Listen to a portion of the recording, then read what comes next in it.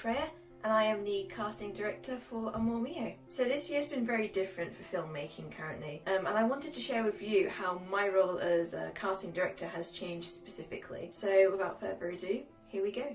So the first part of what I usually do, which is scouting, hasn't actually changed all that much. So what I typically do with scouting is I go online for casting websites or group chats and stuff like that, and just sort of like have an idea of what kind of people we're looking for. This gives me a good idea of the brief, because I can refer to the brief because it will tell me what nationality or what languages we need them to speak. Now for AMOR MIO specifically, it's set in Argentina, so the script is mostly in Spanish. So that's one box, we need them to speak Spanish. Another one is they must also be of Hispanic descent, though I don't like to rule out all people here. It is something which we would primarily want, but it's on the fence a bit, basically. So that's what I'll typically do. It really does give me a good idea of the brief and helps me get to know sort of training as such to know exactly what I'm looking for. So that's what I start off with.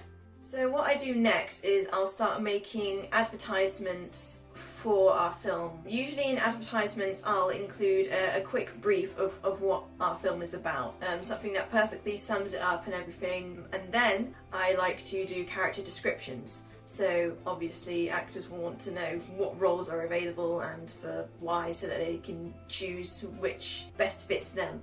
So that's there for them as well. As of currently, I'm using websites such as StarNow and Casting Now to put up these adverts. I'm hoping as I get more experience in this role, I will try other things, and when COVID's over, hopefully I would like to go to actual shows and performances where I might see someone who might be interested in this role, so I could approach them. And what's good about these websites though, there's a lot of variety to choose from, but that's also sort of a bad thing because there's a lot to sift through. But what makes it a bit easier is that you can, for example, StarNow does let you invite people who fit the description and the categories that you're looking for. So you're not completely left in the dark with just having all of these things sent in. You can also continue to scout and look at people and be like, yes, they fit the role, they might be interested, I'm going to invite them to apply. So once I have a fair number of applications, what I'd like to do is, now I know people do this in different ways. Some people might want to have a quick laid back interview first and then have script readings in, or vice versa. But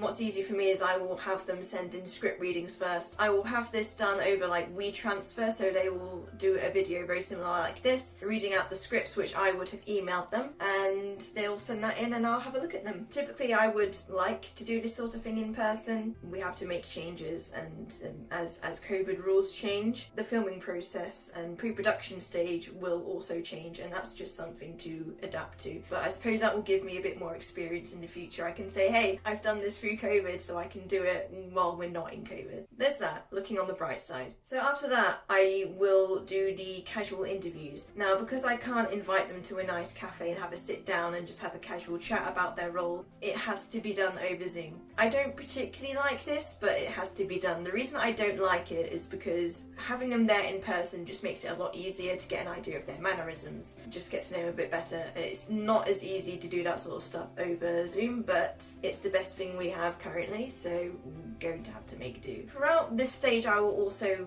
constantly keep updating all the applicants about where they are and how the film is going on, which is something I feel like I definitely have to do currently, because like I said, as COVID changes, filming dates change. And because we are still filming with the university, the set dates which we have for filming are the dates which our university has given us. So when the university comes to us and says, we're afraid you're going to have to delay filming dates from February to April, that kind of makes an adjustment, especially in my role. Because what it means is I have to send out a mass email to our applicants and say, I'm afraid I've been told to put casting on hold. I don't particularly like to do this because I don't like to mess around our actors, especially when they've taken out part of their time to apply for this and be willing to help you make your film the best thing it can be. So I try to be as respectful as I can, make sure that they know everything that's up to date. So currently I've messaged them saying, we're putting casting on hold because of this.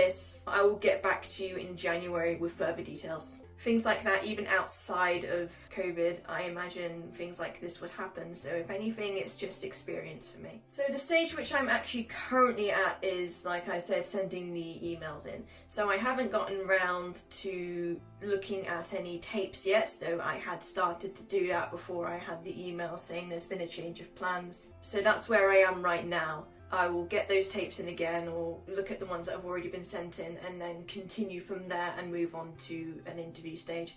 And from there, it's hopefully going to be uphill, but I won't jinx anything and we'll just see how it goes. So that about sums up my role as casting director. Everyone else in my group has also had a bit of a change of plans as well, so we're all kind of in the same boat. But regardless, I think we're making headway. I hope you're looking forward to AMOR MIO as much as I am, and I hope you're doing well. Thank you. Bye.